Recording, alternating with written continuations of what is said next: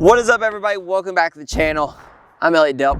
Sparky. Back again like you never left. And today we are actually doing something brand new that we've never done before. On the channel. On the channel. This is going to be kind of a learning experience for both of us. We're going to do a review of the Henry Big Boy X Chamberlain 44 Magnum. Big right? boy round. Oh yeah. This is something we've actually wanted to really get into, lever action guns here. And the goal is with this one, this is the initial review, the out-of-the-box review, us getting our hands on it and getting to play with it a little bit. But our goal is to transform this over maybe the next few months and learn a lot about it, but also kind of trick it out. I want to do some upgrades to it. I want to skeletonize it, make it look cool. I want to get a suppressor for it.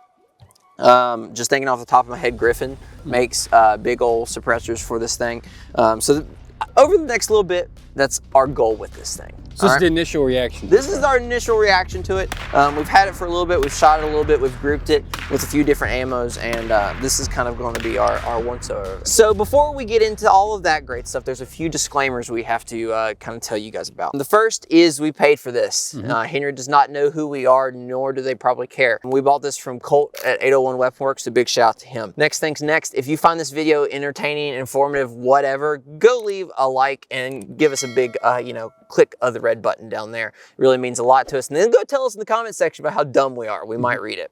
Maybe. And last but not least, check us out at Basement Operator. There you can find all of our cool stuff. You know, bam, Sparky's OnlyFans. I think first things first we should do with this, I think we should shoot it.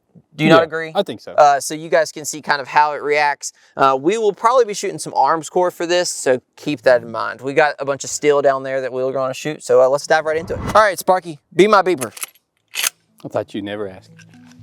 Beep.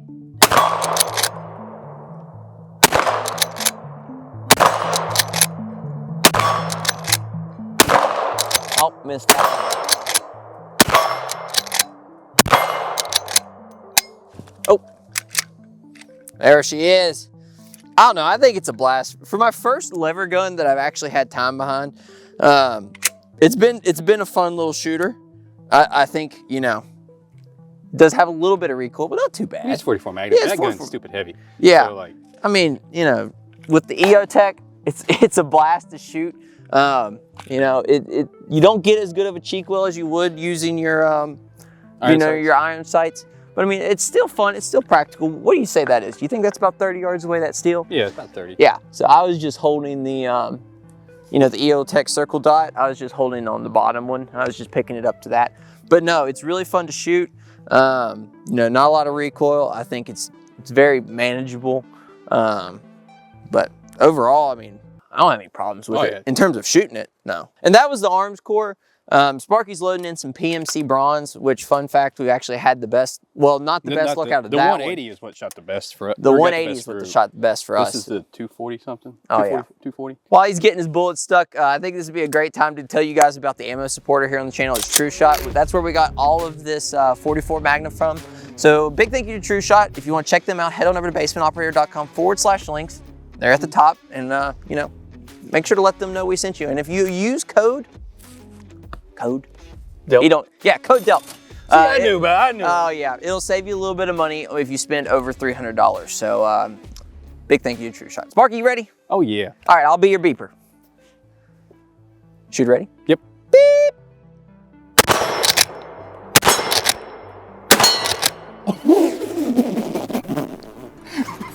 Hit the bolt. All right, keep shooting. Don't break character.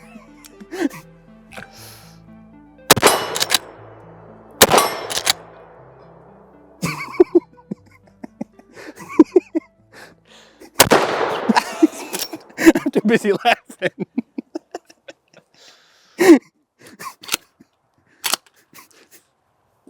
We had brand new steel targets.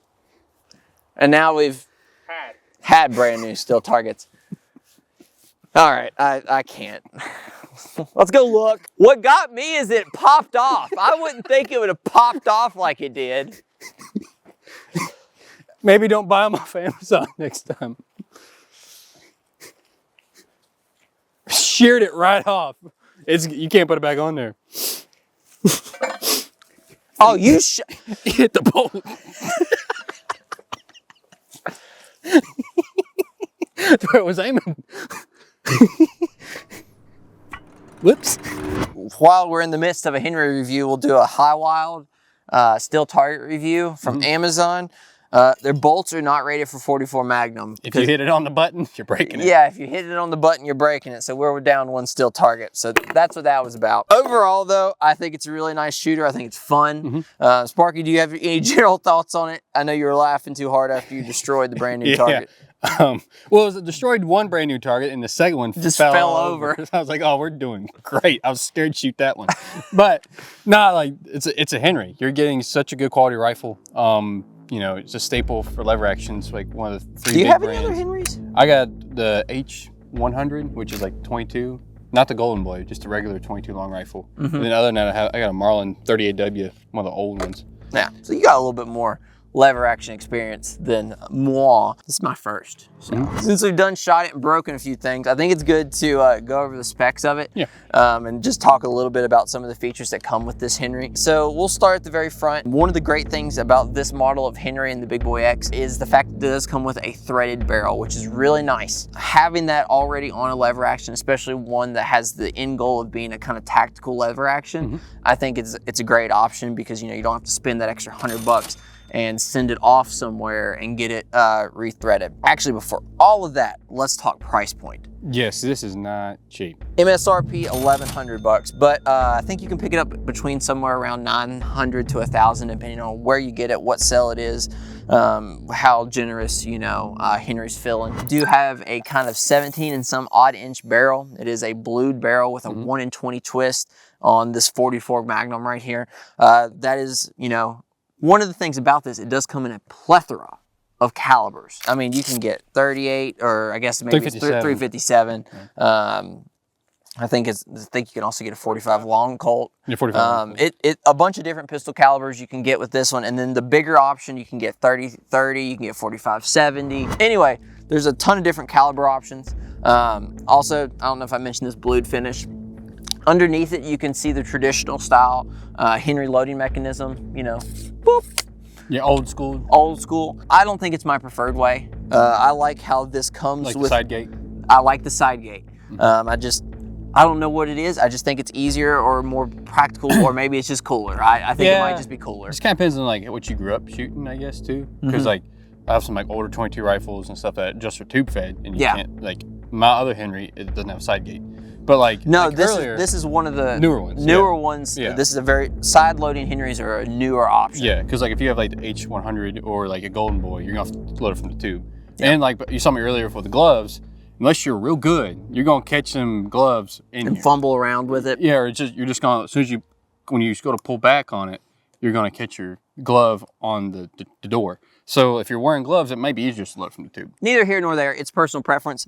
There's two options here. So I mean, either or works for you. Working back from it, you get to synthetic furniture. So this has a synthetic grip right here and synthetic stock. Both feel about the same. There's a little bit of stippling up here on the grip. Little texture. And then you have your M-lock piece if you want to mount a kind of Picatinny version of a bipod, or they have an M-lock piece here on both sides of the top in case you want to mount a light or something. So that's cool. We haven't mounted anything on it, so keep that in mind, but it is actual M-lock, which is nice. It's cool. Sights, as we're moving further back, this does have fiber optic sights, adjustable. We pretty much ran it exclusively with an optic though. We ran an LPVO from Primary Arms when we did our zeroing and our kind of grouping with the ammo that we have here, and we'll talk about that in a little bit. And right now we are running it with an EOTech EXPS3. So you might say, Elliot, this doesn't look like how it comes from the factory, because it's not. We put the Picatinny top on. It's already tapped, ready for it to go. It's a real easy process. Just unscrew and then screw it back in. It took like 5 seconds. Just don't lose them other screws. Unless you want to leave it like this forever, don't lose other screws. Did somebody do that? No. Moving further back, we kind of already talked about the side loader here. It does not have any type of, big loop. Cowboy loop. It's very small. Sparky cannot do his little true grit action. Yeah, he can't be cool, but it is functional. It is usable, and I think it works fine. Oh yeah, but if you were like if you were gonna run like heavier gloves, like big gloves, I think you would run into an issue because it is kind of have just some man hands. Like, yeah. Well, I have small hands. That's right. So that's why I said man hands. If you had man hands, you're gonna need a bigger loop. Yeah. Okay. There is no safety on the Henry. Mm-hmm. So the only safety that this has is a transfer bar safety. Sparky did some sketchy things earlier to test that out. No, we will not show that on camera, but it does tend to work. It does work. The mechanism that keeps this gun from going off works. But other than that, there is no safety. So, you know, use your noggin when you are using this firearm. Make sure that, you know, you're not pointing at anything you don't want to be shooting at. That's obvious, but there is no safety, kind of like a Glock. It's between your ears. Moving further back, the stock. Sparky, do you have anything crazy to say about the stock? I think it's a very simple synthetic stock. I like the quality of synthetic. Like, it's not cheap, which it shouldn't be for the price point. For $1,000. Yeah, so you got a real nice recoil pad back here. It's not like stupid soft, like it's gonna break real easy. You felt ones that like like when you set it down, you see the thing crumble up. You're like, oh, if I catch on something, it's gonna break. No, this is pretty beefy, and it adds some weight to it. Oh yeah, I like it a lot. All right, Sparky. So since you grouped all these, tell us a little bit about how each of them performed. So what did we get out of the arms core? It was roughly about 3 MOA. It did surprisingly better than I thought it would. This is just cheap, you know, lead cowboy action. Then you had the PMC 240. I was a little surprised this one didn't do better. We've had actually pretty good luck with PMC ammo. The best shooting, we did a bunch of 308 shooting. And PMC did the best. PMC did the best on that one, and I think I've had really good luck out of PMC, just cheap 5.56. So I was expecting a lot out of the PMC. Yeah. This one's roughly like 4 MOA. Yeah, opened up a little bit. Opened up a little bit more, and then that's 240 grain.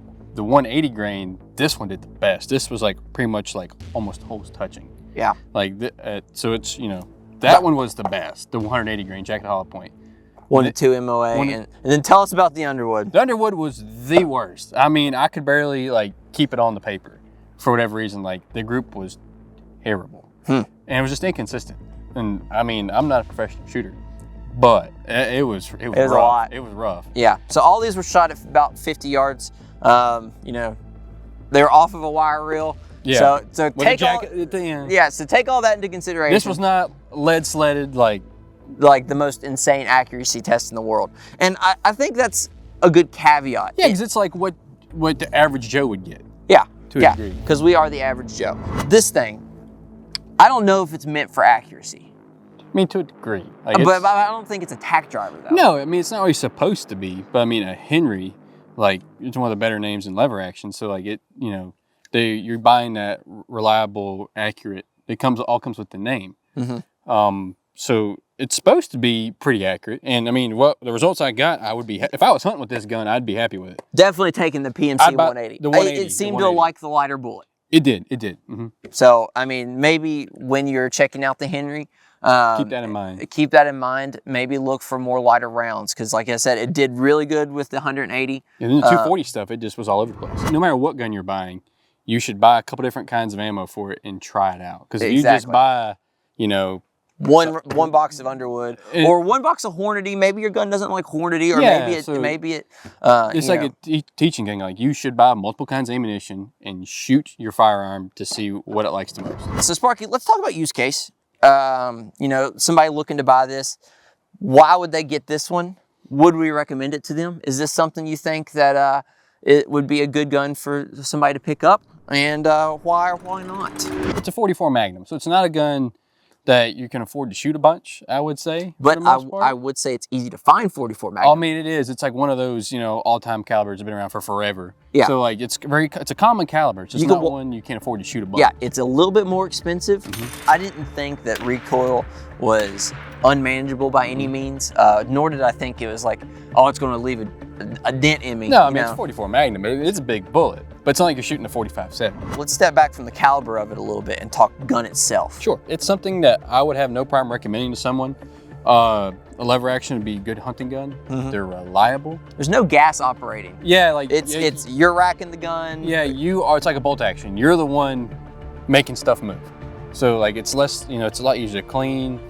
You know, I would have no problem recommending lever action. My first gun was a Marlin 30-30. So, like, I love a lever action. With this one, you're a fan of it? I'm a fan of it. Yeah. I would go a different caliber, but Do you think you get a good value for the? I think for right around $1,000, like it's up there, but it's the name that comes with it too. Mm-hmm. Like, you can always buy a cheaper one that would be just as decent. Well, maybe not. Maybe not. Like Rossi makes ones that are a little bit more affordable than this, but that's still $700-800. Right. So, but a Henry, like you're buying that name, like it's the SIG equivalent.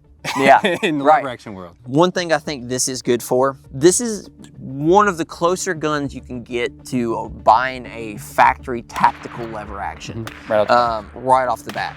A lot of them, you don't get a lot of synthetic black.